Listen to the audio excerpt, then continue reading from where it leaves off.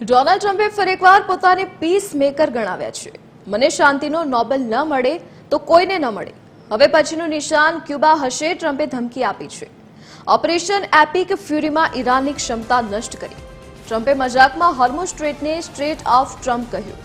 અમારી પાસે કોઈએ ન જોયા હોય તેવા હથિયાર છે, ટ્રમ્પે નિવેદન આપ્યું। અમે ઈરાનની તમામ 101 મિસાઇલ તોડી પાડવાનો પણ દાવો ટ્રમ્પ દ્વારા કરવામાં આવ્યો છે।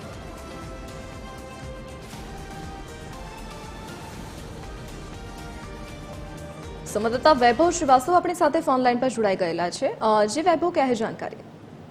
बिल्कुल धरती, देखिए अमेरिका के राष्ट्रपति डोनाल्ड ट्रंप ने एक बार फिर खुद को जो है शांति दूत बताते हुए विवादित बयान दिया है, जिसमें उन्होंने कहा है कि नोबेल पीस प्राइज उन्हें नहीं मिला है, जो किसी को भी नहीं मिलना चाहिए। साथ ही साथ ट्रंप ने क्यूबा में अगले निशाने बनाते की सख्त चेतावनी दी है और ऑपरेशन फ्यूल के तहत जो है जो ईरान के सैन्य क्षमता है उनको नष्ट करने का दावा भी किया गया है। साथ ही साथ अमेरिका ने ईरान की 101 मिसाइलों को मार गिराया है और उनके जो है हमले को पूरी तरह से विफल कर दिया गया। साथ ही साथ ट्रंप ने दावा भी किया है कि अमेरिका के पास ऐसे आधुनिक हथियार हैं जिसे दुनिया ने पहले कभी नहीं देखा होगा।